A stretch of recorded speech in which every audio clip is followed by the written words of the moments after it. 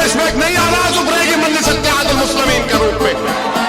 उत्तर प्रदेश के घर घर में मजलिस इत्तेहादुल मुस्लिमीन का परचम लहराएगा।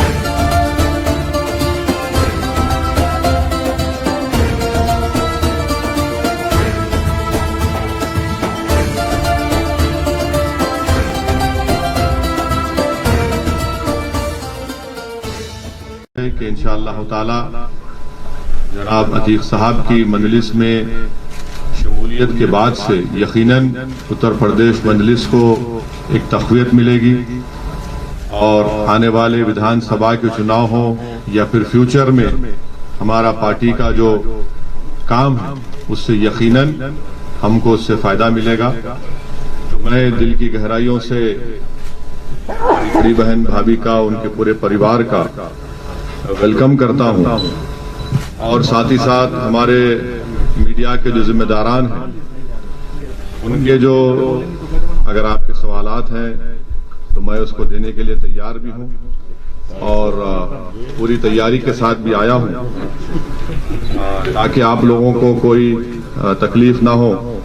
अगर आप इजाजत दें तो मैं खुद ही बिस्मिल्लाह करता हूं, शुरू करता हूं। तो आपका जाहिर है पहला सवाल होगा हमारे भाई अतीक अहमद साहब के ताल्लुक से कि आप उनको ले रहे हैं, इनके खिलाफ केसेस हैं, फुला हैं, ये हैं। देखिए उत्तर प्रदेश में 37% जो बीजेपी के एमएलएज हैं उनके खिलाफ क्रिमिनल चार्जेस हैं। बीजेपी में जो 116 एमपी हैं उनके खिलाफ क्रिमिनल चार्जेस हैं। 87% बीजेपी एमपीज के खिलाफ सीरियस क्रिमिनल चार्जेस हैं 116 में से। जो एडीआर की रिपोर्ट है उसमें कहा गया कि BJP has most number of MPs and MLA with cases of crime against women. ADR ये कहता है कि बीजेपी एक एनजीओ है जो तमाम हम लोगों का रिकॉर्ड रखता है। उन्होंने कहा कि बीजेपी में ऐसे कई एमपी एमएलए हैं जो जिनके खिलाफ महिलाओं के खिलाफ मुकदमा है। 30% उसमें सीरियस चार्जेस हैं उनके ऊपर। और बीजेपी की जो अलाई जेडीयू है उसमें 81% एमपीज के ऊपर क्रिमिनल चार्जेस हैं। बीजेपी में एक सांसद है मध्य प्रदेश से, उनके खिलाफ तो और सीरियस चार्ज है। आप जानते हैं जो माजी में नाथूराम गोडसे को अपना हीरो माना और हेमंत करकरे के ताल्लुक से अनाप शनाप बका।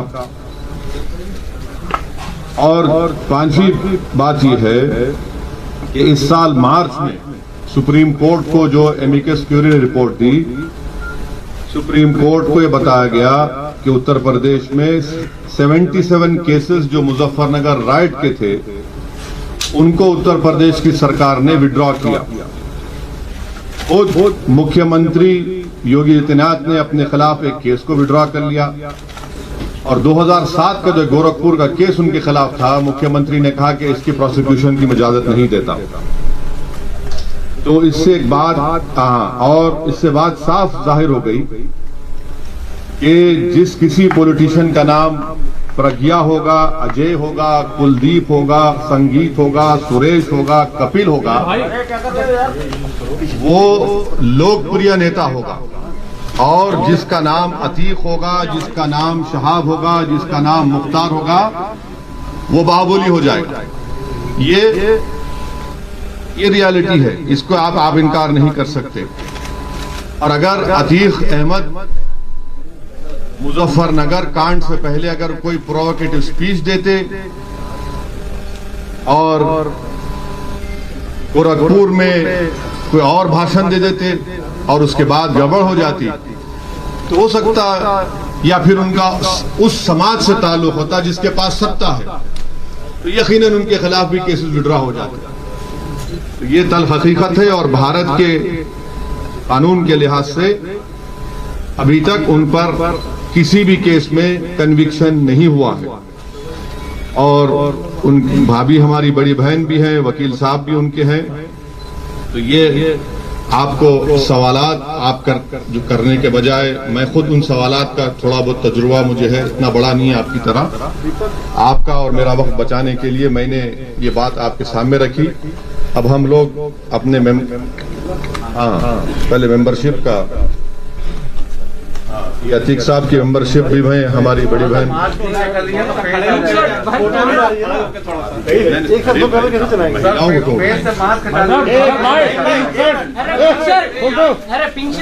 अतीक साहब की मेंबरशिप का दे रहे हैं। ये हमारी बड़ी बहन भाभी का भी मेंबरशिप हमारे और सबसे पहले पकड़ लेंगे। बिल्कुल बिल्कुल, आप जैसा बोलिए।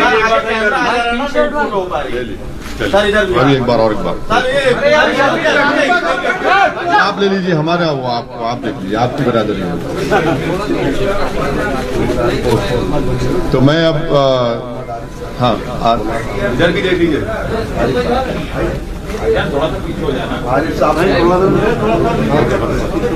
अब थोड़ी देर के लिए हमारे अतीक भाई की वाइफ और वो हमारी बड़ी बहन आपको कुछ बोलना चाहिए।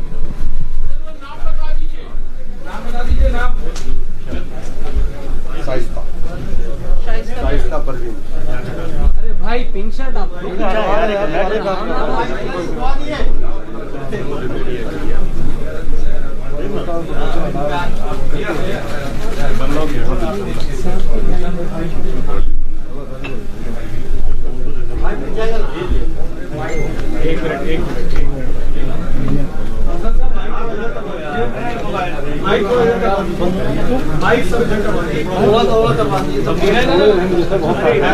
आप नहीं पूछने वाले हमसे, कर दे। आप नहीं पूछेंगे हमसे। तो अगर आप हमसे नहीं पूछे तो माइक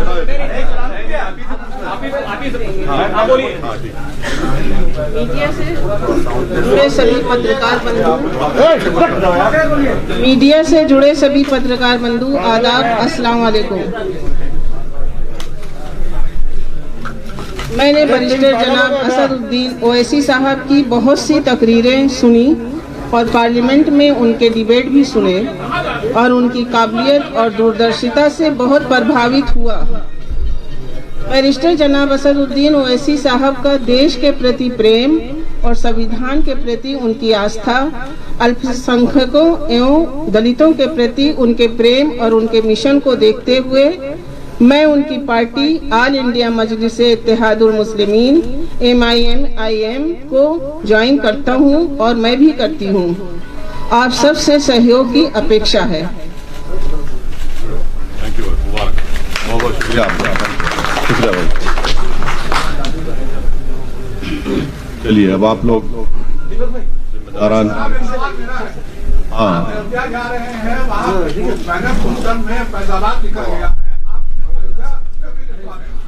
लिखना लिखेंगे। डिस्ट्रिक्ट है, अयोध्या लिखा है उसमें, हमारे शौकत साहब पीछे खड़े हैं, प्रेसिडेंट अयोध्या लिखा है। नहीं, अरे क्यों, अरे भाई फैजाबाद पार्लियामेंट कॉन्स्टिट्यूंसी में अयोध्या आता नहीं आता? आता है ना, क्यों नहीं मानेंगे? समाजवादी पार्टी के विधायक, उनका कहना है कि विधानसभा में एक प्रेयर कक्ष होना चाहिए। तो इस तरीके से बिहार में अभी बांट देना भाई, झारखंड में एक, अरे भाई वो ये इरफान साहब कौन सी पार्टी के हैं? विधायक। पहले उनसे ये पूछ लीजिए कि अखिलेश यादव की राय क्या है। अखिलेश यादव अपनी मुंह से क्यों नहीं बोलते बात ये? आप क्या चाहते हैं? अरे हम क्या चाहते हैं? हम ये चाहते हैं कि उत्तर प्रदेश में जैसा कि हर समाज, हर बरादरी की एक पॉलिटिकल लीडरशिप है, उनकी एक पहचान है, उनकी एक शनाख्त है, उसी तरह इंशाअल्लाह ताला उत्तर प्रदेश में मुस्लिम अक़लियत की एक इंडिपेंडेंट पॉलिटिकल वॉइस हो, जिसको भारत का संविधान उसकी इजाजत देता है।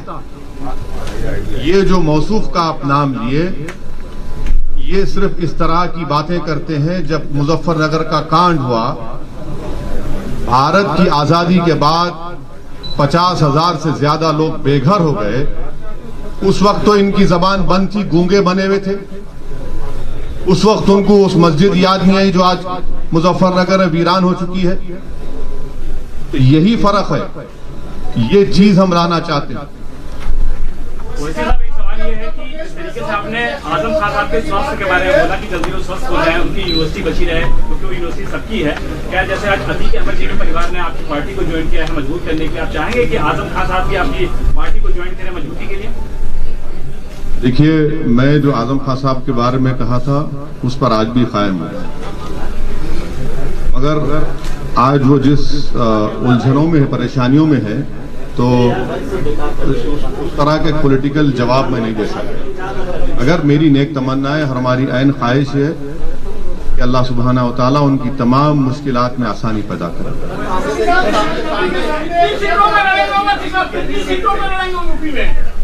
हमारे उत्तर प्रदेश के प्रेसिडेंट जनाब शौकत साहब ने पहले ही आप लोगों को बताया है कि हम लोग आने वाले विधानसभा में 100 सीट पर लड़ने की पूरी तैयारी कर रहे हैं।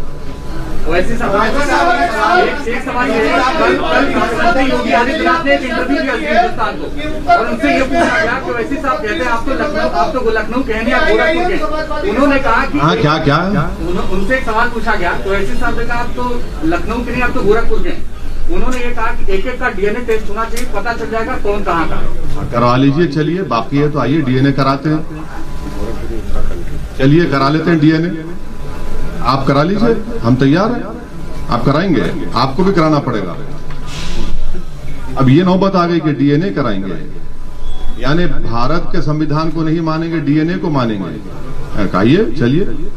Sir, IFS chief Mohan Bhagwat ने कहा कि भारत में मुसलमान इन्वेडर्स के जरिए आए हैं, इस्लाम मजहब इन्वेडर्स के जरिए आया है और जितने भी सेंसिबल लीडर्स हैं उनको ये मांग करनी चाहिए कि जो भी कट्टरपंथ की बात करे उसका विरोध करना चाहिए, कट्टरपंथ मुसलमानों का। ये गोल मोल की बात हमेशा भगवत करते हैं। कभी बोले डीएनए हमारा एक है, लिंचिंग करने वाला गलत है। ये एक ही सांस में ये तो हमेशा रंग बदलते रहते हैं ना अपना, कभी एक बात बोलते हैं, कभी एक बात बोलते हैं। ये तमाम के तमाम संघी लोग जो होते हैं वो हिस्ट्री के बड़े वीक होते हैं। हिस्ट्री अगर पढ़ लेते तो मालूम होता कि वेस्ट कोस्ट पर इस्लाम पहले आया, इन्वेडर से नहीं आया। तो हिस्ट्री में कमजोर है। तो बताना ये चाहते हैं कि वो जो आरएसएस की जो आइडियोलॉजी है, जिसमें गोलवालकर और आपके सावरकर ये दोनों ही बताते हैं ना कि पुत्र होली लैंड और मदर लैंड की जो गुफ्तगू करते हैं, तो उसी के रोशनी में उसी को रिक्रिएट करते हुए मोहन भागवत ने बात कही है। और मोहन सुनिए, अरे आपको सुन तो लीजिए, इतना तकलीफ क्यों हो रहा है उनको क्रिटिसाइज कर रहे हैं। तो मोहन भागवत को जो पहली कॉन्स्टिट्यूशन की किताब बनी गई थी, जो आज भी लोकसभा पार्लियामेंट में है, उसमें मुगल बादशाह अकबर की फोटो है, टीपू सुल्तान की है। संविधान बनाने वालों ने उनकी तस्वीर डाली, उसके ऊपर क्या कहेंगे वो? तो इसीलिए कह रहा हूं कि हिस्ट्री में बड़े वीक हैं वो। आपके अलायंस पार्टनर में प्रकाश राठौर साहब कहने को तो वो आपके साथ जरूर है कि वो कभी भारतीय जनता पार्टी में भी चले जाते हैं बात करने के लिए, कभी समाजवादी पार्टी में भी टच में रहते हैं। तो क्या कुछ स्टेटस क्लियर कर पाएंगे कि आप लोग उनके साथ जा रहे हैं चुनाव में कि नहीं?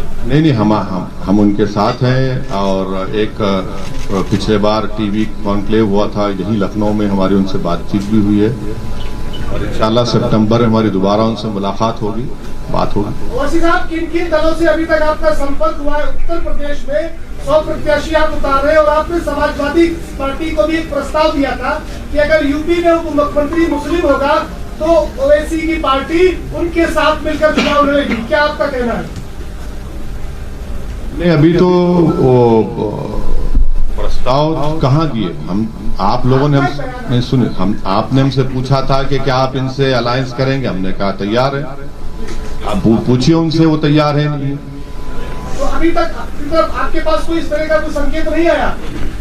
नहीं, आपके नहीं आया तो बता दीजिए, हमारे पास तो नहीं आया।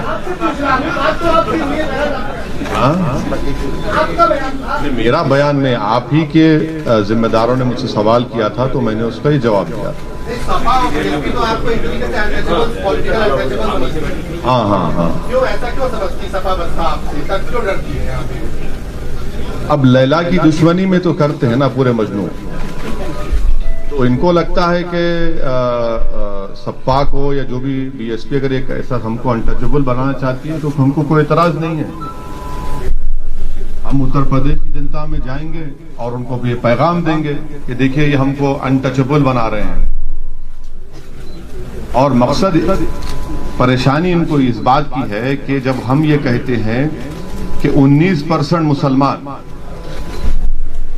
और आप MY कॉम्बिनेशन की बात करते हैं, आप 11% और 19% गुलामी आपकी करते रहे, आपकी जय जयकार करते रहे, आपको मुख्यमंत्री बनाए, आपको वोट दे, और आप हिस्सेदारी की जब बात होती है तो बात ही नहीं करते। आप मुजफ्फरनगर का इतना बड़ा फसाद हुआ, मुख्यमंत्री जनाब अखिलेश यादव थे, अगर वो केस चला देते तो आज योगी सरकार मार्च में 77 केसेस को वापस नहीं लेती। ये हर महाज पर ये नाकाम साबित हुए। ये नहीं चाहते उत्तर प्रदेश में कि मुस्लिम माइनॉरिटी की एक इंडिपेंडेंट पॉलिटिकल लीडरशिप क्रिएट हो। ये उत्तर प्रदेश के मुसलमानों का मुकद्दर ये बना चुके हैं कि 60% ड्रॉप आउट रेट है क्लास 5 से 5-6-7 साल की उम्र से 14 साल की उम्र तक। 2% मुसलमान बच्चे ग्रेजुएट होते हैं, 3% इंटर पास करते हैं, 12th पास करते हैं। ये मुकद्दर बना चुके हैं। जेल में 27% मुसलमान ट्रायल है। हम ये बात कर रहे हैं लीडरशिप की, हिस्सेदारी की, तो जाहिर है इनको तकलीफ होगी। और ये जनता देख रही है कि कैसे हर समाज को उनका हिस्सा मिल रहा है। क्या आप समझ रहे हैं कि नरेंद्र मोदी ने अनुप्रिया पटेल को, बाघेल साहब को ऐसे बना दिया मंत्री? उनकी बरादरी का वोट है, उनकी जात का वोट है, कास्ट का वोट है। तो ये पूरे हर कास्ट की पॉलिटिकल लीडरशिप आइडेंटिटी बन चुकी है। जब बात मुस्लिम्स की आती है और मुसलमानों में ओबीसी मुसलमान की बात आती है तो सब कहते हैं नहीं नहीं, इससे कम्युनलिज्म बढ़ेगा। कम्युनलिज्म बढ़ रहा है, बीजेपी जीत रही है। तो अखिलेश यादव और एसपी और बीएसपी ने मिलकर अलायंस किया था, तब भी बीजेपी जीत गई। इसका जिम्मेदार कौन है फिर? मैं हूं, ये मेरी पार्टी है। मुसलमान ने तो आपको झोली भर भर कर वोट दिया, फिर कहां गया वोट? क्यों नहीं जीत पाए? आज एक एग्जांपल, आज हम रुदौली जा रहे हैं, वहां पर जैदी साहब एक कैंडिडेट होते थे समाजवादी के एमएलए, वो 2012 में हारे 1000 वोट से, 17 आया तो 31,000 वोट से हार गए, और वहां पर यादव साहब जीत गए। बताए ना समाजवादी के लोग कि जैदी क्यों हारे और यादव क्यों जीत गए। इतनी मिसालें हम दे सकते हैं। खाली मुसलमानों के सहारे आप क्यों जीतना चाहते हैं? मुसलमानों के सहारे अकेले आप 100 सीटों में नहीं, आपका सवाल बिल्कुल सही है। मैं तो अल्लाह के सहारे जी रहा हूं और कामयाब होऊंगा। आपने गलत फहमी आपको। हाँ बिल्कुल मिला रहे हैं भाई, कौन कह रहे नहीं मिला रहे हैं। आपने कहा कि आगे क्या करेंगे, हम तो बिल्कुल चाह रहे हैं। अभी हम राजभर साहब के साथ हैं, मुख्तलिफ हमारे ओबीसी ऑर्गेनाइजेशंस के साथ हैं, पार्टीज के साथ हैं। हाँ हाँ, राजा भैया की बात कर रहे हैं। जब राजा यहाँ बैठा है ना आपके सामने, हम खुद बैठे हैं भाई, क्यों आप बात कर रहे हैं? वैसे सर बिहार का उदाहरण आपके सामने है। विपक्ष के बिखराव के चलते नीतीश की सरकार बनी। क्या लगता है उत्तर प्रदेश में जिस तरह से फिर से आप गलत सवाल कर रहे हैं। आप स्टडी करके देखिए, आप एक जिम्मेदार जर्नलिस्ट हैं।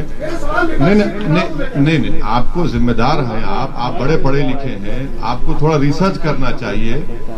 कितने अच्छा, अब ठीक है, चलिए अब आपसे बहस होगी। अब बताइए कितने सीट एमआईएम लड़ी?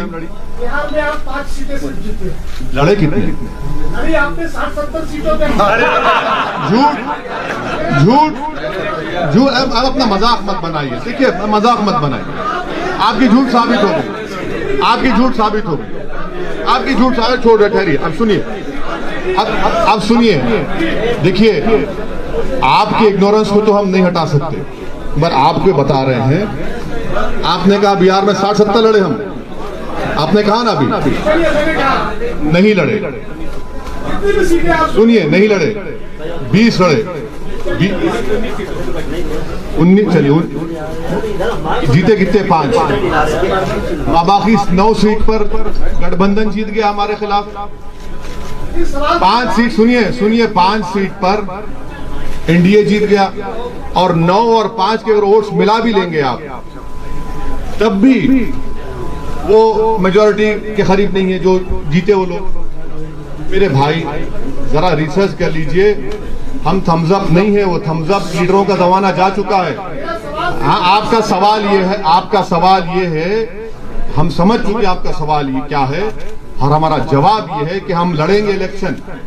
हम किसी के गुलाम नहीं है, जर खरीद गुलाम नहीं है कि उनको जिताएंगे। हम बहुत 60 साल से सबको जिता रहे, हम जीतेंगे इंशाल्लाह। उत्तर प्रदेश का मुसलमान जीतेगा। कब तक हम इनको कंधों में बिठाकर, कभी अपना बेटा बनाकर, कभी अपना भैया बनाकर, कभी अपना नेता बनाकर, कब तक इन लोगों को जिताते रहेंगे? हम क्या कोई खैदी हैं? अब हम वोट डालेंगे, हम जीतेंगे। संविधान में इनको इजाजत है, और इसमें पेट में दर्द क्यों हो रहा है? वैसे साहब, कल मोहन भागवत साहब ने पुणे में एक बार फिर से ये कहा है कि हिंदू और मुसलमानों के पूर्वज एक हैं। उन्होंने कहा कि हमारी एकता ही हमारा अतीत ही हमारी एकता का अधिकार। हाँ, रणवीर साहब बोलिए ना। रणवीर, आप कहाँ हैं? रणवीर भाई दिख गया, बोलिए। मैं वो जवाब दे चुका हूँ सर उस पर। बीएसपी को आप कह रहे हैं कि झोली भरकर के मुसलमानों ने वोट दिया। दोनों को पिछले 2019 के लोकसभा के चुनाव में CSDS का डेटा है 2019 का कि 70% मुस्लिम्स वोटेड फॉर, 70% मुसलमानों ने बीएसपी और सपा को वोट दिया, और 50% के ऊपर हमारे हिंदू भाइयों ने बीजेपी को वोट दिया। ये मैंने कहा। अभी बारामती जी का कार्यक्रम चल रहा है और वहाँ शंख बज रहे हैं, वैदिक मंत्र पढ़े जा रहे हैं, तो मुसलमान आखिर क्यों आपको वोट करें? क्या सोच रहे हो? वैसे साहब वहाँ जय श्री राम के नारे भी आज लगे हैं। हाँ, नहीं, देखिए, वो उनके पार्टी का प्रोग्राम है, वो जो करते कर लें। हमारा जो पॉलिसी, हमारा जो पॉलिटिकल ऑब्जेक्टिव है, हमारा जो कोशिश है उत्तर प्रदेश में, वो आपके सामने रख रहे हैं।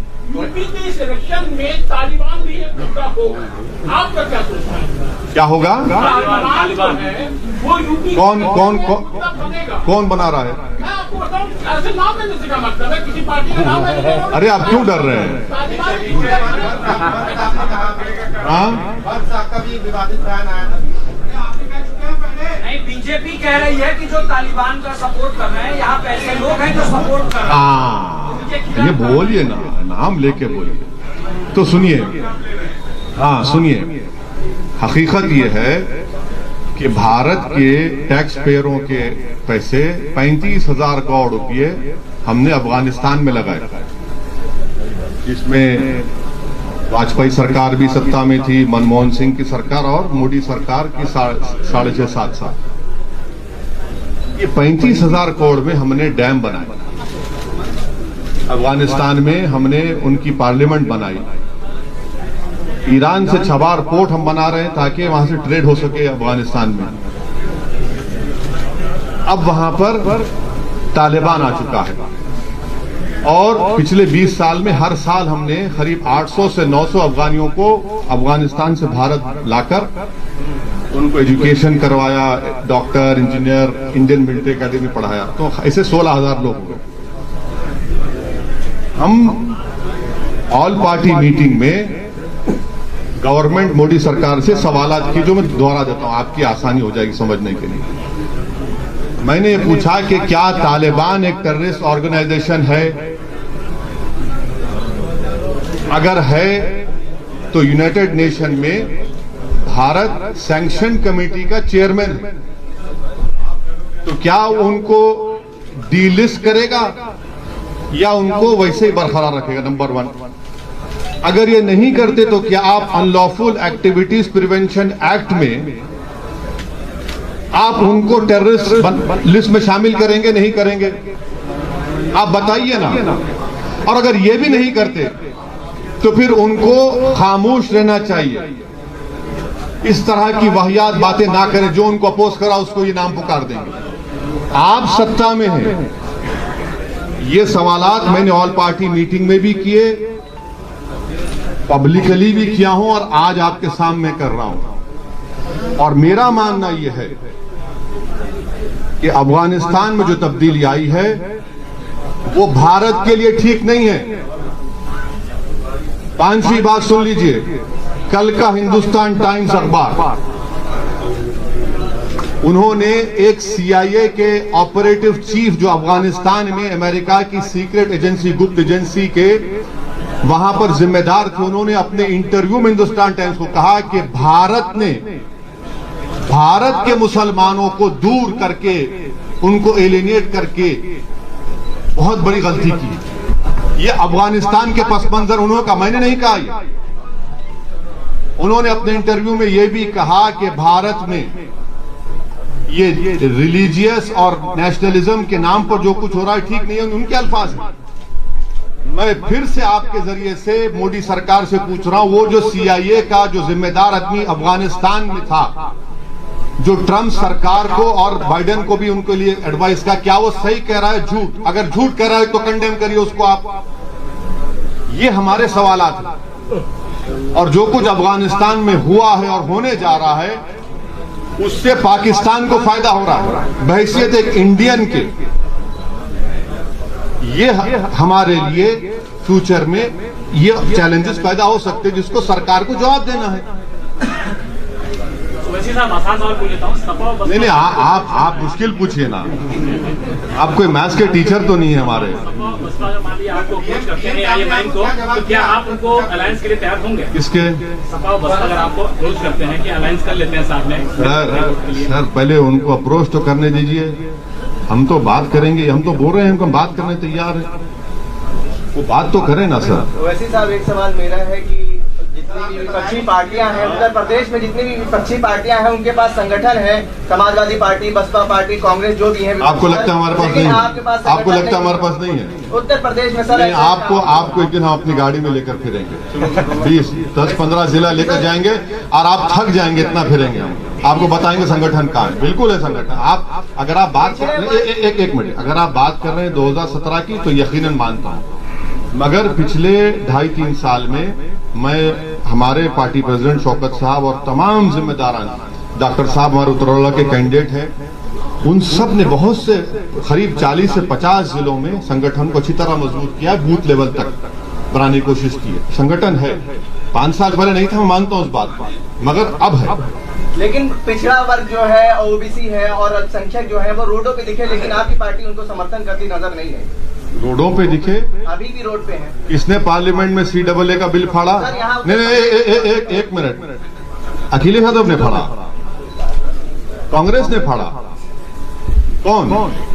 किसने राह दिखाई कि ये CAA का कानून दो मजहब के लोगों को मजहब की बुनियाद पर देश को कमजोर कर रहा है? हमने कहा, आज भी हम साथ हैं। हम आपको ये कहना चाह रहे हैं कि जरा हमारे नजरिए से बात को देखिए। इसी आपकी बात, आपका सवाल सही है, मगर वो सवाल में सच्चाई नहीं है। वैसे साहब योगी आदित्यनाथ के लिए आपने कहा कि इंशाल्लाह योगी को मुख्यमंत्री नहीं बनने देंगे। आप चुनाव लड़ रहे हैं 100 सीटों पर, फिर मुख्यमंत्री कौन बनेगा और मैथ क्या है? देखिए, आप जानते हैं बीजेपी के एक MP हैं पाल साहब, जानते हैं ना? पाल साहब बने थे ना मुख्यमंत्री।